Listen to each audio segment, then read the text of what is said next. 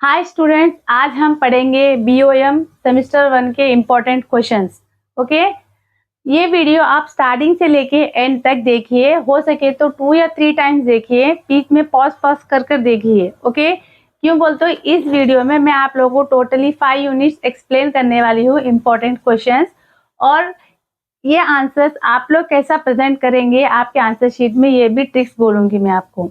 Okay, तो unit 1 है features of sole proprietorship and partnership firm. Okay, आप कभी भी ये पेपर जो है सो आपको 3 आवर्स का रहेगा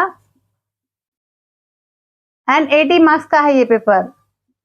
ओके, 80 मार्क्स का पेपर है, 3 आवर्स है और थियरी पेपर है। ये आप डेफिनेटली जो है सो ओ स्कोर कर सकते हैं। फर्स्ट, अगर इस तरीके का क्वेश्चन आपको पूछा what features of sole proprietorship and partnership है, तो first you have to write the meaning of sole proprietorship then partnership. Okay, फिर इसके बाद इसमें क्या फीचर्स हैं वो आपको जो है फ्लो चार्ट या तो फिर डायग्राम में आपको प्रेजेंट करना है। Okay, come to the next answer, advantages and disadvantages of sole proprietorship. This is very very important answer है। ओके, ये बहुत बहुत इंपॉर्टेंट आंसर है। फर्स्ट आप जो है सो सोल प्रोप्राइटरशिप का मीनिंग दीजिए, then later you have to explain the advantages and disadvantages को आप elaborate कीजिए and at the end you have to conclude the answer. Next, define business, explain its objectives and features. ये भी very very important answer है from this unit. Okay, क्यों बोलते आपको business, क्यों बोलते आपका सब्जेक्ट ही business से related है, इसीलिए business का meaning लीजिए, लिखिए and you have to define the business, कौन से word से वो derive करा, meaning दीजिए and कौन से वेरियस इकोनॉमिस्ट या फिर फिलोसोफर से जो बिजनेस को एक्सप्लेन करे definition, then later you have to write the what are the objectives and features of business. Okay, come to the next, explain the kinds of partners. ठीक है, I think ये आप लोग accounts में भी पढ़ चुके होंगे, डिफरेंट काइंड्स ऑफ पार्टनर्स होते हैं।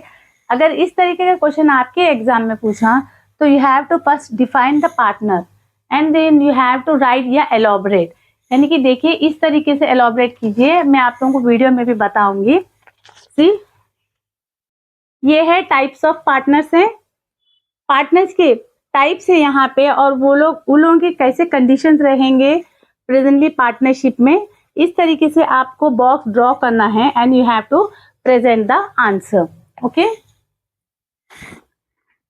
Then different between public private limited and public limited company. Okay, तो डिफरेंट बिटवीन है, आपको एक्सप्लेन करना होगा। पहले कंपनी को एक्सप्लेन कीजिए, what is the meaning of company, then again you have to elaborate, show the different between private company and public, यानी कि पहले प्राइवेट कंपनी का मीनिंग दीजिए, then later on public limited company का meaning दीजिए, then again you have to draw the table draw करके public limited और private company की क्या क्या डिफरेंसेस है एक्सप्लेन करना है। Okay, different between the sole trader and partnership, again ये भी एक डिफरेंसेस है, ये भी आपको वेरी वेरी इंपॉर्टेंट आंसर रहेगा this one from this unit. Different between private and public limited company है।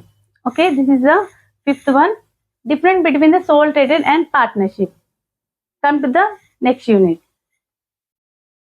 Okay, explain the features of joint stock company from the second unit, ये मोस्टली रिपीटेड क्वेश्चन रहेगा।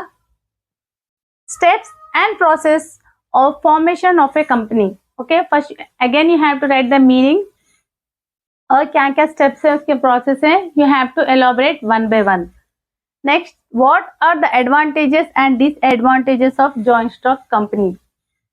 Come to the next one, this is also important answer रहेगा, what is article of association and memorandum of association? Okay, article of association क्या है and What is a memorandum of association? ये I think company start करने से पहले आप लोगों को इसके बारे में आप लोग ऑलरेडी कॉमर्स में पढ़ चुके थे इंटरमीडिएट लेवल में। Okay, different between the partnership and joint stock company, again यहाँ पे आपको पार्टनरशिप को एक्सप्लेन करना है, मीनिंग देना है and again the joint stock company के बारे में मीनिंग देना है। सी स्टूडेंट, जब कभी भी ये आप लोगों का फर्स्ट अटेम्प्ट है, जब कभी भी थियरी आंसर जब आप प्रेजेंट करेंगे बीओएम बोल के ने, कौन से भी सब्जेक्ट लीजिए, कौन से भी आंसर में आप फर्स्ट प्रेजेंट करना है, you have to write the meaning, then definition, then जो क्वेश्चन में बोल रहा है उसका फ्लो चार्ट में या एक डायग्राम में उसको प्रेजेंट करने के बाद लेटर वो आंसर को डिटेल में आप एक्सप्लेन कीजिए, देन उसके बाद एट द एंड आपका आंसर कंक्लूड कीजिए, यानी कि कंक्लूजन में लिखिए। Okay, come to the third unit, scientific management approaches. Okay, this is very very important है। यहाँ पे आपको वेरियस काइंड्स ऑफ अप्रोचेस रहेंगे। आप you have to write the scientific approaches, इसका मीनिंग दीजिए, फिर उसके बाद जो सो उसको एक फ्लो चार्ट में ड्रॉ कीजिए। Let me show you. ये देखिए, ये कुछ अप्रोचेस है, ये इस तरीके से आप लोगों को फ्लो चार्ट में ड्रॉ करना है। And again you have to elaborate this. Okay, whatever you are writing in the flow chart, जो डायग्राम में जो प्रेजेंट कर रहे हैं नीचे उसको एलॉबरेट करना रहेगा। Okay, and the next one, 14th principle of management. This is very very important. ठीक है, अप्रोचेस भी एंड 14 प्रिंसिपल ऑफ मैनेजमेंट है। At the end of the video मैं आप लोगों को इजी ट्रिक बोलूंगी, जिस तरीके से आप लोगों को लाइफ लॉन्ग ये ट्रिक याद रह जाएगा। किस तरीके से ये पूरे 14 जो कुछ भी प्रिंसिपल है जो हेनरी फेयोल है उन्हें एक्सप्लेन करें, मैं आप लोगों को भी ट्रिक्स के साथ बोलूंगी। Okay, then level of management, there are 3 level of management are there. ठीक है, लेवल ऑफ मैनेजमेंट 3 तरीके का आता है, top level, middle level and lower level. Top level में कौन आते हैं? Board of directors, CEOs and managing directors रहते हैं यहाँ पे। मिडिल लेवल में आके क्या डिपार्टमेंट हेड्स होते हैं, जैसे कि अलग अलग डिपार्टमेंट्स होता है ना ऑर्गेनाइजेशन में, जैसे कि finance department, sales department, production department है। And the branch managers, it will come under the middle level.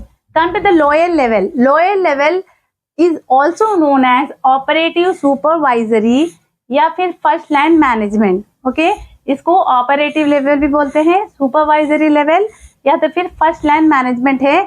All are similar and equal to lower level management ही है। ओके, इसमें कौन आते हैं? Foreman and supervisor. फोरमैन आके क्या है, वहां पे पर्टिकुलर एक पर्सन को हाई लेवल रैंकिंग में अथॉरिटी रिस्पॉन्सिबिलिटी देते हैं, ताकि वो लोअर लेवल के मैनेजमेंट के एम्प्लॉय को कोऑर्डिनेट एंड जो है सो कंटिन्यू करे उसके रिस्पॉन्सिबिलिटीज को।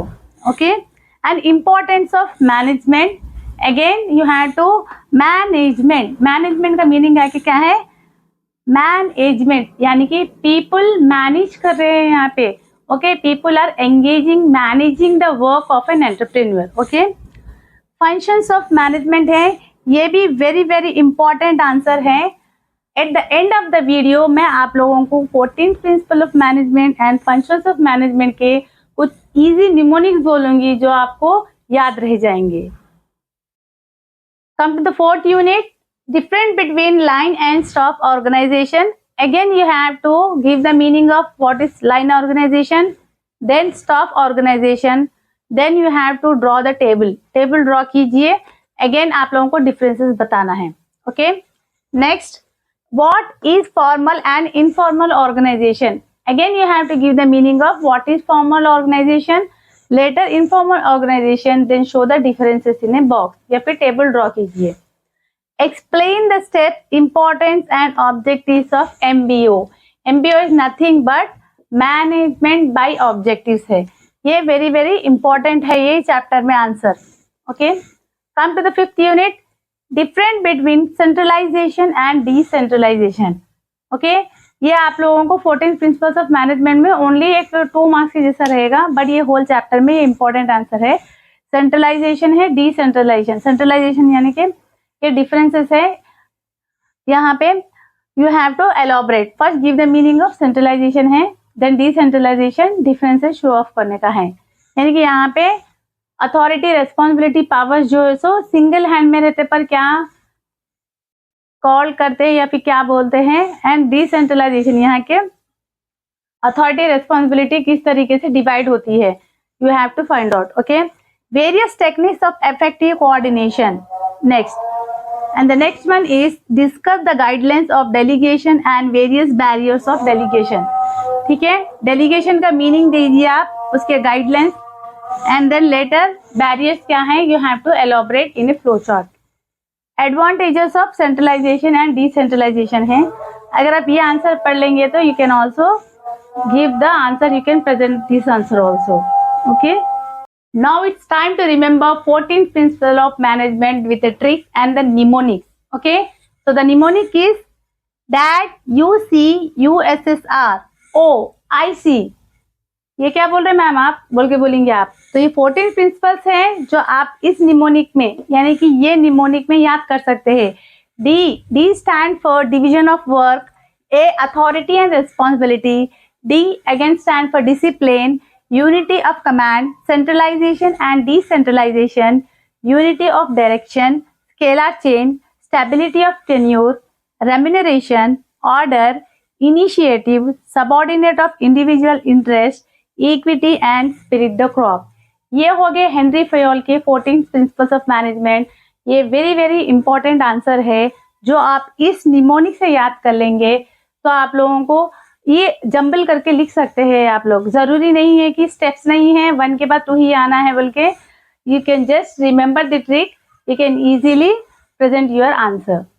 ओके स्टूडेंट्स, तो ये रहे और 5 इंपॉर्टेंट यूनिट्स के आंसर्स ऑफ BOM। ओके, तो ये वीडियो स्टार्टिंग से लेके एंड तक पॉज करके देखिए। Each and every unit play important role while presenting the answer. Don't forget to write meaning, definition and उसके नीचे अगर है तो लिखिए। Then explain the answer, present the answer whatever they giving in your question paper, and at the end you have to conclude the answer. Okay, don't be panic. Subscribe my channel, like and share my videos. जितने हो सके share कीजिए और कुछ भी comment रहे तो आप लोग कमेंट बॉक्स में लिख सकते हैं। Okay, all the best.